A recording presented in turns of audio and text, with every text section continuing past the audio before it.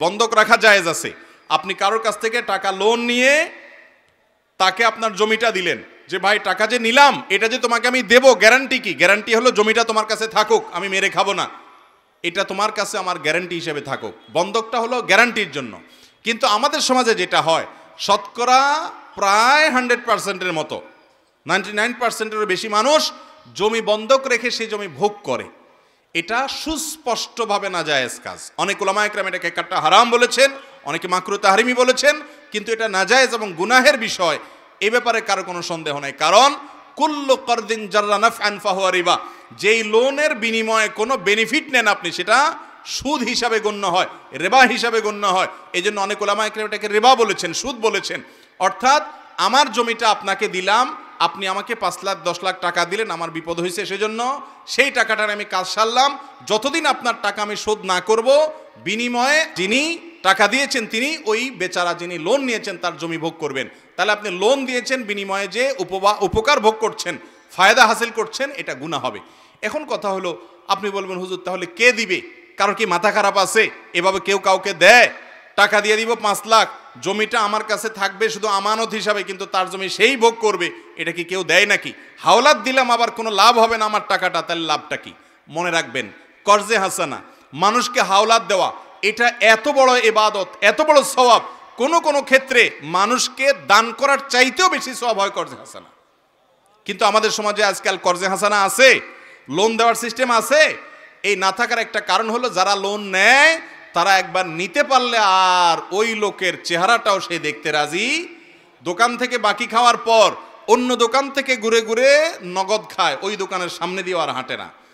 এই চরিত্রের কারণে যারা লোন দিতে আগ্রহী তারা লোন দিতে চাইলেও দিতে পারে না। আর এই কারণে শুধু লোন না দিয়ে লোনের বিপরীতে গ্যারান্টি নেবেন। গ্যারান্টি কি? আপনি কাউকে 10,000 টাকা লোন দিচ্ছেন, তার মোবাইলটা গ্যারান্টি দেন, মোবাইলটা বন্ধ করে ডেস্কে আপনি ফেলে রাখেন, আপনার ড্রয়ারে ফেলে রাখেন, টাকা দিবা মোবাইল নিয়ে যাবা, কাহিনী শেষ। তাহলে সে ঘড়িমসি করতে পারবে না, টাকা দিচ্ছে না।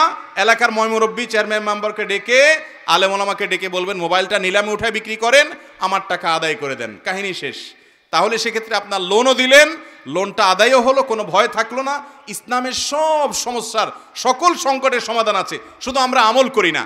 অতএব লোন দেওয়ার অভ্যাস গড়ে তুলবো তো ইনশাআল্লাহ। মনে রাখবেন, শুধুমাত্র স্বার্থের চিন্তা করলেই হবে না যে আমার লাভ কি আসলো। লাভ হলো আল্লাহর কাছে আপনি সওয়াব পাবেন, বিনিময় পাবেন। বিদায় খোলাসা কথা হলো, জমি বন্ধক রেখে সেটা ভোগ, যিনি টাকা দিয়ে জমি রেখেছেন তিনি ওইটা জমিটা ভোগ করতে পারবেন না। জমি থাকবে তার কাছে গ্যারান্টি হিসাবে, যার জমি ভোগ তিনি করবেন। শুধু তিনি টাকা না দিলে জমি যাতে করে বিক্রি করার উদ্যোগ নেওয়া যায়, মূল দলিল দিয়া, এলাকাবাসীকে নিয়ে, সেই ব্যবস্থা তিনি গ্রহণ করবেন। তবে এখানে বিপরীত রাস্তা, বিকল্প একটা রাস্তা আছে। সেটা হলো, যদি দেখেন আপনি বিপদগ্রস্ত, আপনার 5 লাখ টাকা দরকার, কিন্তু জমি আপনাকে কেউ, এই টাকা আপনাকে কেউ দিবে না জমি ভোগ করা ছাড়া, যদি এরকম হয়, তাহলে আপনি এই চুক্তিটাকে একটু ঘুরায় নেন, চেঞ্জ করে নেন। ফরম্যাটটাকে চেঞ্জ করলে জায়েজ হবে। কিভাবে সেটা আমি বলি। যারা কট নেন, ফরম্যাটটা হবে এরকম, ধরুন কথার কথা, ওনার জমি আমার টাকা, আমি ওনাকে 5 লাখ টাকা দিলাম, উনি আমাকে জমি দিল। আমরা বলবো এটা কট না, এটা বন্ধক না, এটা নিচ্ছি আপনার কাছ থেকে আমি ভাড়া হিসাবে। আপনার 10 কাঠা জায়গা আছে, 1 বিঘা জায়গা আছে, 5 লাখ টাকা আমি আপনাকে এখন অগ্রিম দেব, এই জমিটা আমি ভাড়ায় নেব। প্রতি মাসে এই 1 বিঘা জায়গার ভাড়া আমি 100 টাকা দেব। দুই পক্ষ রাজি হয়ে 2 টাকাও ধরতে পারে, এটা তাদের ব্যাপার। 100 টাকা, 200 টাকা বা 50 টাকা ভাড়া থাকলো প্রতি মাসে, বছরে 1200 টাকা ভাড়া থাকলো। 5 লাখ টাকা যে দিলাম এটা হলো ভাড়ার অগ্রিম, তাহলে এটা হলো জমি ইজারা। ইজারা মানে ভাড়া দেওয়া। ভাড়া দিয়ে টাকা নেওয়া জায়েজ আছে, যে আমি আপনাকে ভাড়া দিলাম, এবার আমার জমি আপনি চাষ করে খান বা যা মনে চায় করেন, জমি ভাড়া দিয়ে দিছি। ভাড়া দিলে যিনি ভাড়া নিয়েছে তিনি যা ইচ্ছে তা করতে পারবে।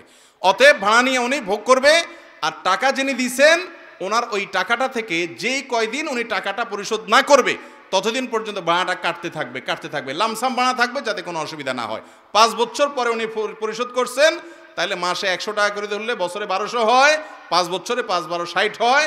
ওই 5 লাখ থেকে 6000 টাকা বাদ যায়, বাকি টাকা পরিশোধ উনি করে দিবে। তাহলে উভয়ের জন্য হালাল হবে। সিস্টেমটা বুঝতে পারছেন? যদি ভাড়া হিসাবে নেওয়া দেওয়া করেন তাহলে জায়েজ হবে, কিন্তু বন্ধক হিসাবে জায়েজ হবে না ভোগ করাটা।